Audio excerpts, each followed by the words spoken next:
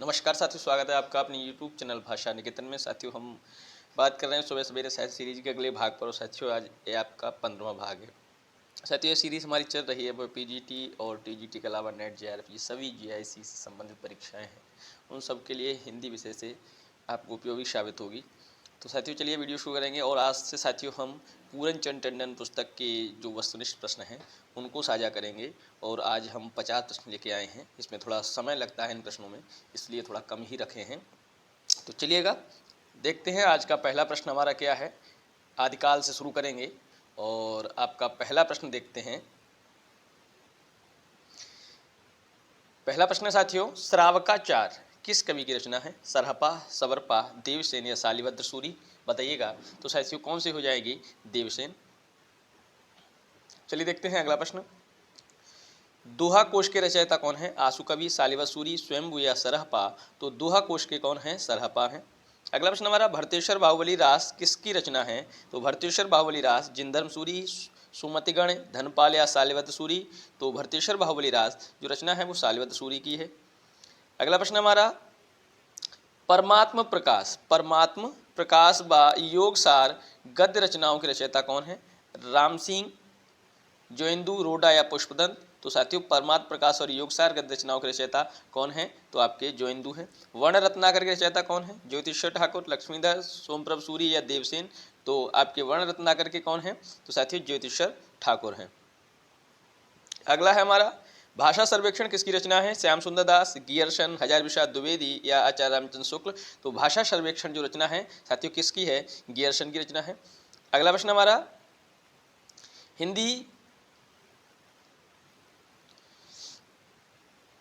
साहित्य का प्रथम इतिहास इस्तवार द लिटरेचर एंड हिंदुस्तानी लिखा गया अंग्रेजी में, हिंदी में, फ्रेंच में या जर्मन में? तो साथियों फ्रेंच में। सच्चे अर्थों में माना जाने वाला हिंदी साहित्य का पहला इतिहास the modern vernacular literature of Hindustan के रचयिता कौन है? घासदास तासी, जॉर्ज गियर्सन, गिलक्राइस्ट या जोशुआ केटलर? तो साथियों कौन हो जाएंगे? तो सही उत्तर है जॉर्ज गियर्सन। अगला हमारा प्रश्न है, हिंदी भाषा में लिखा जाने वाला हिंदी साहित्य का प्रथम इतिहास शिव सिंह सरोज, मिश्रबंधु विनोद, हिंदी साहित्य का आलोचनात्मक इतिहास या हिंदी साहित्य का इतिहास? तो साथियों सही उत्तर हो जाएगा आपका शिव सिंह सरोज। अगला प्रश्न है हमारा, उत्तर अभ्रंश को पुरानी हिंदी कहने वाले प्रथम विद्वान थे? आचार्य रामचंद्र शुक्ल, रामकुमार वर्मा, हजारी प्रसाद द्विवेदी या चंद्रधर शर्मा गुलेरी? तो कौन थे साथियों? तो सही उत्तर हो जाएगा आपका चंद्रधर शर्मा गुलेरी। अगला हमारा प्रश्न है, सरहपा को हिंदी का प्रथम कवि मानने वाले विद्वान हैं? डॉक्टर गणपत चंद्र गुप्त, राहुल सांकृत्यायन, धीरेन्द्र वर्मा या डॉक्टर रसाल? तो सरहपा को हिंदी का प्रथम कवि मानने वाले विद्वान जो हैं कौन हो जाएंगे साथियों? तो आपका याद रखना राहुल सांकृत्यायन। अगला प्रश्न है, उक्ति व्यक्ति प्रकरण के रचयिता लक्ष्मीधर, राम सिंह, दामोदर शर्मा या जोइंदू? उक्ति व्यक्ति प्रकरण के रचयिता, तो उक्ति व्यक्ति प्रकरण के रचयिता साथियों दामोदर शर्मा। अभ्रंश व्याकरण के रचयिता कौन है? हेमचंद, विद्याधर, सोमप्रभ सूरी या धनपाल? अभ्रंश व्याकरण के रचयिता, तो अभ्रंश व्याकरण के रचयिता हेमचंद हैं। अगला प्रश्न है, मिश्रबंधुओं द्वारा विरचित मिश्रबंधु विनोद कितने भागों में विभाजित है? तो साथियों बताइएगा। तो यह आपकी जो विभाजित है 4 भागों में है। अगला प्रश्न है हमारा, वीर गाथा काल को संधि काल एवं चारण काल की संज्ञा किसने दी है? वीर गाथा काल को गियर्सन ने, धीरेन्द्र वर्मा ने, डॉक्टर रामकुमार वर्मा ने या हजारी प्रसाद द्विवेदी ने? तो वीर गाथा काल को संधि काल, चारण काल की संज्ञा जो दी है साथियों डॉक्टर रामकुमार वर्मा ने। आशु कवि की रचना है नेमिनाथ रास, चंद्रवाला रास, स्थूलीबद्ध रास या चर्यापद? तो आशु कवि की रचना कौन सी है साथियों? आशु कवि की रचना है चंद्रवाला रास। पवम चरियू के रचयिता बताइए, पुष्पदंत, धनपाल, अब्दुल रहमान या स्वयंभू? तो पवम चरियू के रचयिता कौन है साथियों? स्वयंभू। शब्दानुशासन के रचनाकार हेमचंद्र, पुष्पदंत, स्वयंभू या डोम्बिपा? तो शब्दानुशासन के रचनाकार जो साथियों हैं वो आपके हैं हेमचंद्र। अगला प्रश्न हमारा, पाहुड़ दोहा किसकी रचना है? लक्ष्मीधर, रोडा, राम सिंह या हेमचंद? तो पाहुड़ दोहा जो है साथियों राम सिंह की रचना है। प्राकृत पेंगलम किस कवि की रचना है? लक्ष्मीधर, सवरपा, ज्योतिषर ठाकुर या जोइंदू? तो प्राकृत पेंगलम जो रचना है साथियों लक्ष्मीधर की है। अणय कुमार चरियू किसकी रचना है? तो स्वयंभू, पुष्पदंत, सुमति गण या रोडा? तोड़ाइन कुमार चलियो किसकी रचना है साथियों? तो यह रचना है पुष्पदंत की।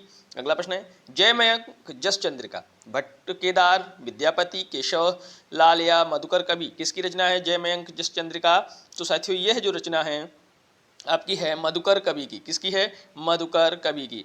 अगला प्रश्न हमारा उपदेश रसायन के रचनाकार हैं जिंदम सूरी, सोमप्रभ सूरी, सालिबद्ध सूरी या जिंदंत सूरी। उपदेश रसायन के रचनाकार, तो साथियों उपदेश रसायन के रचनाकार जो आपके हैं वो हो जाएंगे आपके जिंदत्त सूरी।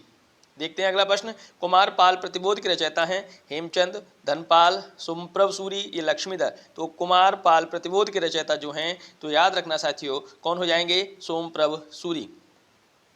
आदिकाल को आदिकाल नाम किसने दिया? बताइए, रामकुमार वर्मा ने, हजारी प्रसाद द्विवेदी ने, आचार्य रामचंद्र शुक्ल ने या डॉक्टर रसाल ने? आदिकाल को आदिकाल नाम किसने दिया? तो साथियों ये दिया हजारी प्रसाद द्विवेदी ने। आदिकाल को वीरगाथा काल किस आलोचक ने कहा? आदिकाल को वीरगाथा काल किस आलोचक ने कहा है? आचार्य रामचंद्र शुक्ल ने, गियर्सन ने, राहुल सांकृत्यायन ने या विश्वनाथ प्रसाद मिश्र ने? तो साथियों यह नाम जो दिया है याद रखना कौन किसने? आचार्य रामचंद्र शुक्ल ने। आदिकाल को सिद्ध सामंत काल नाम से अभिहित करने वाले आलोचक हैं महावीर प्रसाद द्विवेदी, आचार्य शुक्ल या राहुल सांकृत्यायन या रामकुमार वर्मा। आदिकाल को माने सिद्ध सामंत काल नाम किसने दिया? तो साथियों यह नाम जो दिया है याद रखना राहुल सांकृत्यायन ने। अगला है महावीर प्रसाद द्विवेदी ने आदिकाल को क्या संज्ञा दी? महावीर प्रसाद द्विवेदी ने आदिकाल को क्या संज्ञा दी? चारण काल, आदिकाल, वीरकाल या बीज बपन काल। महावीर प्रसाद द्विवेदी ने आदिकाल को क्या कहा? तो साथियों याद रखना बीज बपन काल। चलिए देखते हैं अगला प्रश्न। अगला प्रश्न है हमारा पश्चिमी हिंदी का विकास किस अभ्रंश से माना जाता है? पश्चिमी हिंदी का विकास मागधी, अर्धमागधी, सौरसेनी या ब्राचड़। तो पश्चिमी हिंदी का जो विकास है याद रखना साथियों किससे माना जाता है? सौरसेनी से। बघेली बोली का संबंध किस उपभाषा से है? बघेली बोली का संबंध किस उपभाषा से है? पश्चिमी हिंदी, पूर्वी हिंदी, पहाड़ी हिंदी या बिहारी। बघेली बोली का संबंध किस उपभाषा से है? तो साथियों याद रखना पूर्वी हिंदी। अगला प्रश्न है पूर्वी हिंदी का उत्सव किस अभ्रंश से माना जाता है? पूर्वी हिंदी का उत्सव किस अभ्रंश से माना जाता है? बताइए, बघेली बोली का संबंध किससे है? तो साथियों पूर्वी हिंदी। पूर्वी हिंदी का उत्सव किस अभ्रंश से माना जाता है? अर्धमागधी, मागधी, पैसाची या ब्राचड़। तो अर्धमागधी। खड़ी बोली या कौरवी का संबंध किस उपभाषा से है? पूर्वी हिंदी, पहाड़ी, राजस्थानी या पश्चिमी हिंदी। तो खड़ी बोली या कौरवी का संबंध किस भाषा से है साथियों? पश्चिमी हिंदी से है। अगला प्रश्न है अवधी बोली का विकास किस उपभाषा से है? पश्चिमी हिंदी, पूर्वी हिंदी, बिहारी या राजस्थानी। तो साथियों अवधी का आप याद रखना किससे है? पूर्वी हिंदी से है, पूर्वी हिंदी से है। अगला प्रश्न हमारा खड़ी बोली का उद्भव अभ्रंश किस रूप से हुआ है? अर्धमागधी, मागधी, सौरसेनी का उत्तरी रूप या ब्राचड़। तो साथियों खड़ी बोली का जो उद्भव हुआ है वो याद रखना किससे हुआ है? आपका सौरसेनी उत्तरी रूप से। हिंदी की कितनी उपभाषाएं हैं? 2, 4, 5 या 7। हिंदी की कितनी उपभाषाएं हैं? तो साथियों ये हैं आपकी 5 और जल्दी से आप कमेंट सेक्शन में इन 5 भाषाओं को लिख दीजिए। अगला प्रश्न है हिंदी क्षेत्र की बोलियों की कुल संख्या कितनी है? 15, 17, 20 या 18। हिंदी क्षेत्र की बोलियों की कुल संख्या तो याद रखना साथियों कितनी है? 18 है। पश्चिमी हिंदी उपभाषा के अंतर्गत कितनी बोलियां आ जाती हैं? बताइए, पश्चिमी हिंदी उपभाषा के अंतर्गत 3, 4, 5 या 10। तो साथियों कितनी आती हैं बताइएगा? तो 5 आती हैं। कितनी? 5। अगला प्रश्न हमारा भोजपुरी बोली किस क्षेत्र में बोली जाती है? भोजपुरी दरभंगा, आजमगढ़, पटना या पूर्णिया। बताइए भोजपुरी बोली कहाँ बोली जाती है? तो साथियों आजमगढ़ में बोली जाती है। मैथिली बोली क्षेत्र है गोरखपुर, लखनऊ, चंपारण या मुंगेर। बताइए मैथिली तो साथियों मुंगेर। कहाँ है? मुंगेर। अगला प्रश्न है भारतेंदु, रामचंद्र शुक्ल, प्रसाद, प्रेमचंद, दिनकर का संबंध किस बोली क्षेत्र से है? बुंदेली, अवधी, भोजपुरी या खड़ी बोली। इन सब का, भारतेंदु का, रामचंद्र शुक्ल का, प्रसाद जी का, प्रेमचंद जी का, दिनकर जी का, तो कहाँ से है? किस भाषा से है? तो साथियों भोजपुरी से है। किसका? भोजपुरी से। भाषा विज्ञान में प्रायः किन उपभाषाओं को हिंदी माना जाता है? पश्चिमी हिंदी, पूर्वी हिंदी, पूर्वी हिंदी बिहारी, पश्चिमी हिंदी राजस्थानी या राजस्थानी पहाड़ी। बताइए भाषा विज्ञान में प्रायः किन उपभाषाओं को हिंदी माना जाता है? बताइएगा। तो साथियों सही उत्तर हो जाएगा आपका पश्चिमी हिंदी व पूर्वी हिंदी। अगला प्रश्न है अपभ्रंश में स्वरों की संख्या थी। अपभ्रंश में स्वरों की संख्या 4, 7, 8, 10। बताइए अपभ्रंश में स्वरों की संख्या कितनी थी? तो साथियों ये आपकी कितनी थी? 8 थी। कितनी थी? 8 थी। अगला प्रश्न है अपभ्रंश में कौन से व्यंजन नहीं है? टा, ठा, अड़ा, अढ़ा, ज्ञात्रा रासा।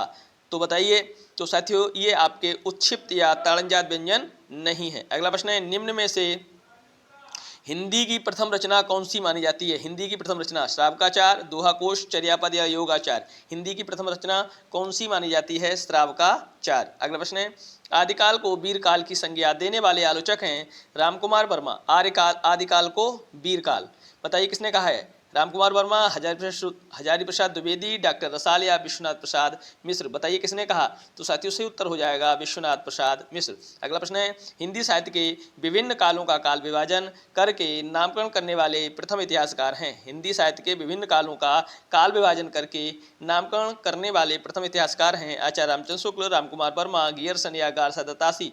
बताइए, तो साथियों क्या उत्तर हो जाएगा? गियरसन। अगला प्रश्न है, संदेश रासक खंडकाव्य के रचयिता हैं। संदेश रासक खंडकाव्य धनपाल, अब्दुल रहमान, विद्यापति या अमीर खुसरो। संदेश रासक के रचयिता कौन हैं? तो साथियों अब्दुल रहमान। अगला प्रश्न हमारा, खुमार रासों के रचनाकार कौन है? खुमार रासो नरपति नाला, दलपत विजय, सारंगधर या जगनेक। खुमार रासो किसकी रचना है? तो साथियों दलपत विजय। निम्न में से कौन सा रासो आलाखंड नाम से प्रचलित है? हमीर रासो, पृथ्वीराज रासो, बीसलदेव रासो या परमार रासो। तो साथियों परमार रासो।